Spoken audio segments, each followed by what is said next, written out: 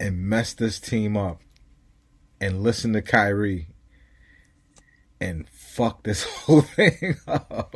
So you know, I'm super interested because you're like, I mean, I think people don't know this, but you're incredibly like well connected, and like you know what a lot of these guys are thinking, and I'm wondering like how much because and I think and I know Nets fans have talked about this, and I know like when I talk with my friends, we always wonder about this. Like, given that there's this kind of duality going on where people kind of assume that they're going to be in the market for a third star, but then at the end of the day, like 4 or 5 of their guys are signed to Rock Nation, and like you got Levert and KD are friends, and they're both signed to Rock Nation. Dinwiddie just signed to Rock Nation, and him and Kyrie are close. I mean, I don't know if they're still super close or whatever, but like I feel like the Rock connection. I mean, the Rock Nation basically runs the Nets to a certain extent. Like I'm wondering how much that plays a role in trying to move to get another guy. It doesn't matter. You don't think so? It, so one, I don't want to make. I don't want to. I've. I don't want to make it seem like I'm super well connected. I'm lucky enough to have had a career running an interactive agency and a startup that gave me an opportunity to work with a lot of different people. And Jay Z was my client for a long time. Sean Diddy Combs was my client for a long time, and because of it, you make friends. As a vendor of theirs, you work with people within the organization, etc., etc. And I know people. These people won't help me close any other deals or anything like that. But we talk. We're in group chats together, and some of this stuff is not that much of a secret in those circles. Some of this stuff for people, you know, um, I don't even know. Like a friend of mine, for instance, who's a super well connected guy, ran a entire boutique marketing agency, and he just knew Kyrie and KD were coming. He knew it because of some marketing he was doing for another company, and everyone on the Nike team knew, and like, and it was they were all sworn to secrecy of losing their jobs and never working again. But of course, human nature being what it is, stuff leaked out to the point where people didn't even believe it.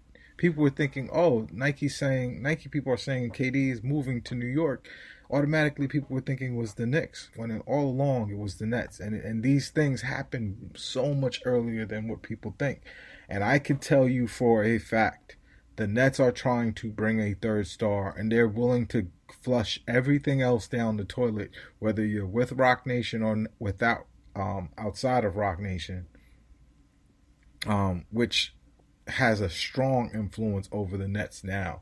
Rock Nation has a very strong influence over the Nets. But nonetheless, that being said, yeah, the scuttlebutt. I love that word. Yeah. The word in the street is that they are shopping for a third star, and you've heard me say it before. They're they're literally plotting on Anthony Davis, and and you know I don't know if that happens. I can't guarantee that happens. With all the craziness that's going on, maybe they don't feel the same. But I can tell you one thing that is for sure. Anthony Davis looks up to LeBron. Looks up to him. LeBron is a hero. LeBron is the GOAT. He got a chance to play with Anthony Davis. Anthony Davis, he got a chance to play with LeBron. But what I'm hearing is that he sees LeBron, that he may not be there. And this may be even a part of it where Clutch agrees that LeBron is not going to be there long term, so for signing a long term contract. And maybe it might make sense for him to go play with his friend Kyrie. And that's another thing about Kyrie. For as crazy as Kyrie is, other NBA players love Kyrie. Yep. And clearly from what I'm hearing, they want to play with him. So a lot would have to happen. It's almost impossible to do. The only thing I can tell you is what I've heard, and the reason why I believe it is because three people told me, Kyrie and KD, three different people who know nothing about each other. One person was just random Twitter friend who I think, might be more connected than he lets on. But the three people who told me the same thing, my son is if you see him out there in Nets Twitter, Coach Moses, my son's favorite person in the world. Like one time my son said to me, he loves that guy so much that he says, sometimes it feels like Coach Moses is my dad. I'm like, no, he's just a coach. I'm your dad.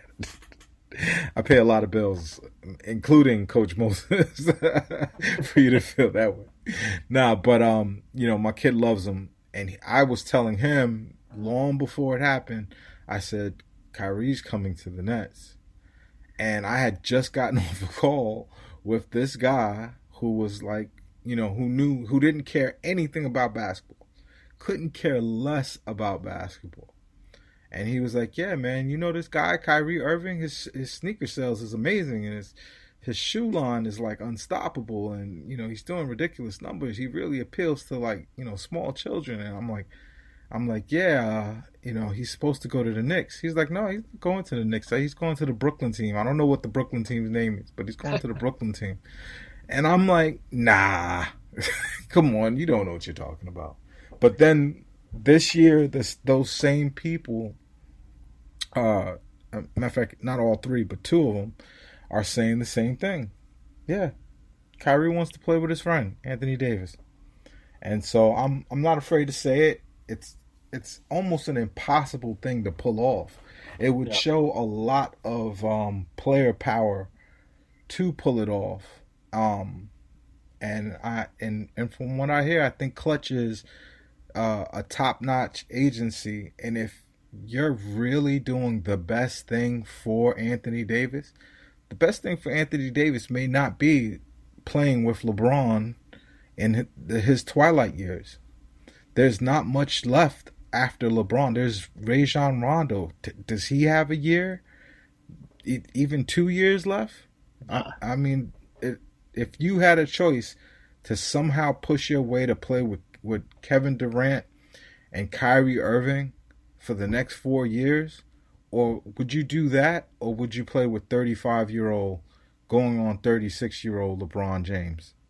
The funny thing is that like the Lakers are the one seed. I've been like unequivocal in that I don't believe they can win the title because I think the rest of their roster after the first two guys is just not a title team, and that goes right to your point, which is kind of like they gave up every single asset they had basically to get Davis, every pick, Ingram, Lonzo, and Hart, and now Kuzma, who was the guy they kept, who they thought had value. I think his stock has basically plummeted. So they're a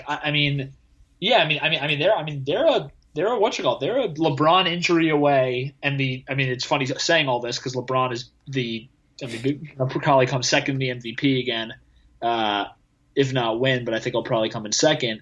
But they're a LeBron injury away from being a lottery team. That team without LeBron, the numbers I think with just Davis on the court weren't that great for the Lakers this year. So I would understand him seeing like the writing on the wall. It just also seems like he looks up to him so much, and no, he loves LeBron. Yeah, and so it would just be shocking to see him leave. But I think from a basketball perspective, I think the idea of him signing a 5-year deal in LA when the team has no assets and no picks. The Pelicans own the Lakers for the next 4 or 5 years. And what if you're the agency? What if you're Clutch, right? And we've got 5 minutes left on this thing, but what if you're Clutch? And you're going to be sports agents a lot longer than LeBron is going to play basketball. Yep. Does it make sense for Clutch to keep a client someplace that is not going to be good for that player. I mean, the Lakers are always going to find a way to, but they're going to be capped out with LeBron and and and stuck. So I don't think it's. I thought it was crazy when I heard it, but the more I thought about it, the more I realized there's something there. So, call me crazy. Yeah, it almost might be the type of thing that if we're not going to have I wonder if it helps our chances more if LeBron and Davis get theirs this year, or if or maybe it just goes terribly wrong in Disney. I do want to ask you before we head out. I'm curious, what's because you on Twitter you've been very adamant about you thinking the Nets have so like a good chance to kind of make some noise, which I don't think I'm as bullish as you are, but I do think that like the way they played right before the break against the Lakers was awesome. If they get Toronto, they're going off. They're getting past the round. They're gonna shock somebody. Toronto is great, well put together team, but I'm looking at Karis LeVert. Yep. And I'm thinking, he looks like whatever Luke Cage takes, whatever super soldier serum, he looks like he's taking it over these coronavirus days. Yeah. And Spencer Dinwiddie knows the writing is on the wall for him. These guys are gonna go off. I believe in them, and you know who I believe in now too. I'm really just like I feel like whatever's gonna come next year is gonna be some Frankenstein monster of a team. So I'm just gonna love this team while I have it, and I think they're gonna punish somebody. I think that what we saw before the break was real, and I feel sorry for whatever team meets us in the first round. If it's the Bucks, there's nothing we could do. We're not beating the Bucks. Yeah, they don't match up well. Right. They're just gonna slap us. But if it's Toronto or Boston, we're gonna give them a problem at the very least. And I think they get out of a round. Yeah, I also I actually been watching because obviously we've had like nothing else to do. I was watching some of their highlights before the break, and like they're if I'm like a 2 seed or a 3 seed or a 1 seed, whatever, like they're just not a team you want to play in the playoffs. They have a ton of guys who like can create their own shot. They're fast. Like no one really stays in front of Dinwiddie or LeVert, and on top of that, like I think Chioza's like a real player. Yeah, like he's. I think he's awesome. Like, and he totally deserves like a roster spot and then some on this team. Like, he deserves big minutes. I think Jacques Vaughn is going to lead us to the promised land. And you think the next guy, right? Yeah, we're going to talk about that on the next episode. Why Jacques Vaughn is going to be the guy. But Sam, welcome to the front office, Mr. Darbuz. Thank you so much. This is awesome.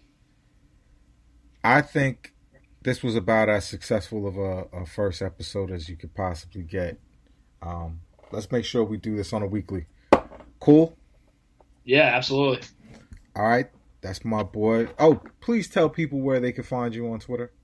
Yeah, so catch me tweeting about either the mostly the Nets, but a little bit about the Nets incompetence and our terrible president at Samuel Lachow, SamuelLachow. My man, thank you. Thank you. It is the front office, y'all. Thank you, New York City. We'll talk next week.